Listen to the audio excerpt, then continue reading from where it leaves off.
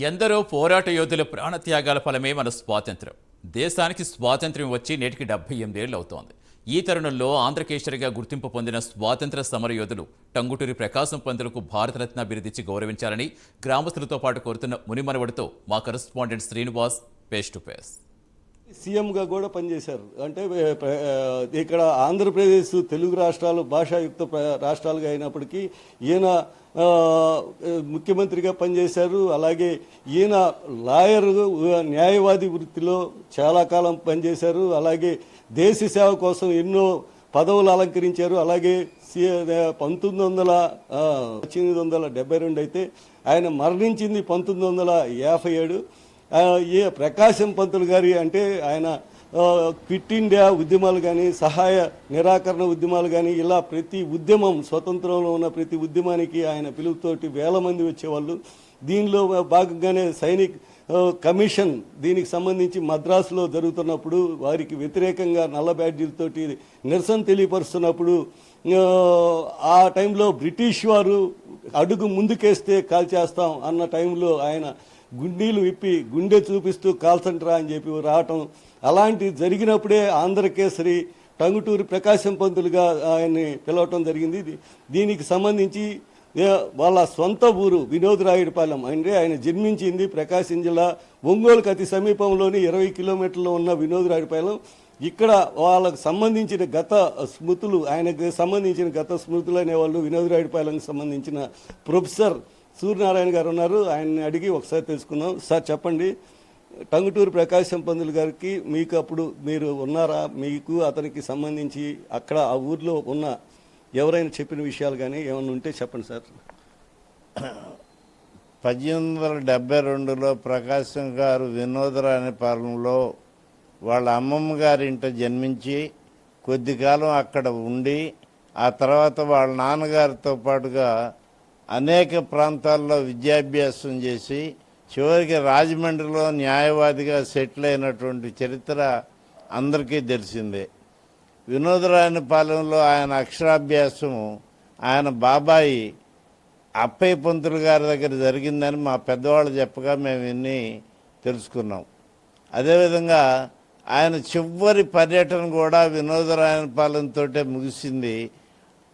ప్రకాశం గారు అంటే గుండె ధైర్యము, భయంకరమైనటువంటి నిజాయితీ, ఎవరిని లెక్కదేసే మనస్తత్వం లేకపోవటం ఆయన ధీరోదాత్తతకి నిదర్శనాలు. ఆయన తన ఆస్తిని, తను సంపాదించిన మొత్తం యావదాస్తిని దేశ స్వాతంత్రం కోసం ఖర్చు పెట్టిన మహానుభావుడు. అంతేకాదు ఉమ్మడి మద్రాసు రాష్ట్రం అంటే ఇప్పుడున్నటువంటి దక్షిణ భారతదేశం మొత్తానికి కూడా ఆయన ప్రధానమంత్రి అనేవాళ్ళు. ఆ రోజుల్లో ప్రధానమంత్రిగా పనిచేసిన ఏకైక తెలుగు వ్యక్తి ప్రకాశం పంతులు గారు. అంతేకాదు గాంధీ గారు వియంకుడైన రాజగోపాలాచారిని నిలబెట్టి సంతకం పెట్టి వెళ్ళు అని శాసించగలిగిన ఏకైక వ్యక్తి ప్రకాశం పంతులు గారు. ప్రకాశం పంతులు గారు తోటి అనుబంధం ఉన్నటువంటి జనరేషను ఇప్పుడు లేకపోయినా ప్రకాశం గారి గురించి పివి నరసింహరావు గారు మాజీ ముఖ్యమంత్రి, భారతరత్న, ప్రధానమంత్రిగా చేసిన మహానుభావుడు. ఆయన వినోదరాయనిపాలెంలో 1972లో శత జయంతి జరిపి మీ ఊరిలో ప్రకాశం గారు పుట్టారు అనే జీవిత చరిత్ర చెప్తే ఆశ్చర్యపోవటం మా గ్రామస్తుల యొక్క పరిస్థితి అయింది. ప్రకాశం పంతులు గారు ఆర్థికంగా అంటే మీకు సంబంధించి ఆయన సొంత ఆస్తులను కాజేసేసి మిమ్మల్ని ఆర్థికంగా కూడా కుటుంబ సభ్యుల గురించి కూడా ఆలోచించిన పరిస్థితుల్లో రాష్ట్రం కోసం ప్రజల కోసమే ఖర్చు పెట్టి చాలా ఆర్థికంగా కూడా ఇబ్బందులు గురి చేశారన్నారు. తర్వాత ఏమన్నా ప్రభుత్వాలు వచ్చిన తర్వాత ఏమైనా మీకు చేసిందా?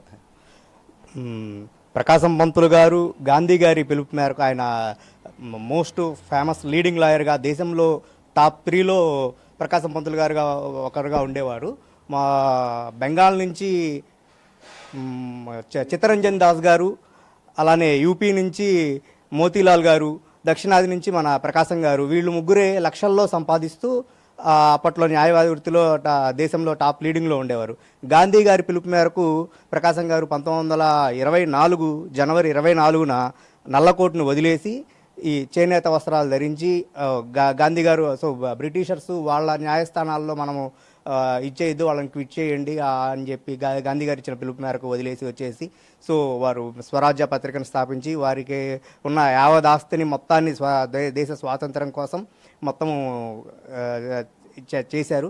అయినప్పటికీ ప్రకాశం పంతులు గారు దక్షిణాది వారు అవటము, అందున తెలుగు వారు అవటం వల్ల ఆయన దేశ నేత, స్వాతంత్ర ఉద్యమ నాయకుల్లో ముఖ్యులు అయినప్పటికీ సరైన గుర్తింపు రాలేదని మా అభిప్రాయం. దేశవ్యాప్తంగా సరైన గుర్తింపు రాలేదని. ఇప్పటికైనా మన ప్రభుత్వము ఆల్రెడీ మన ప్రభుత్వాలకే ముందు రిప్రజెంట్ చేస్తున్నాము. ప్రకాశం పంతులు గారిని కూడా గుర్తించి వారికి భారతరత్న ఇవ్వాలని మన ప్రభుత్వానికి మన ప్రైమ్ 9 ద్వారా మనవి చేస్తాం. ఆస్తి పరంగా కూడా న్యాయవాది వృత్తిలో కానీ అలాగే ఈయన అనేక విధాలుగా డబ్బు సంపాదించి ఆస్తులు సంపాదించిన పూర్వీకులు ఇచ్చిన ఆస్తులను కూడా ఆయన తరువాత స్వాతంత్ర పోరాటం వచ్చిన దగ్గర నుండి ఆయన ఆర్థికంగా తన డబ్బుని ఖర్చు పెట్టుకొని తన ఆస్తుల్ని కరగదీసుకొని తన పోరాటాలు ఎన్నో చేసి చివరికి బ్రిటిష్ వారికి గుండె చూపించిన వ్యక్తి టంగుటూరి ప్రకాశం పంతులు గారు. అలాంటి వ్యక్తికి ఇంకా తగిన గుర్తింపు రాలేదని,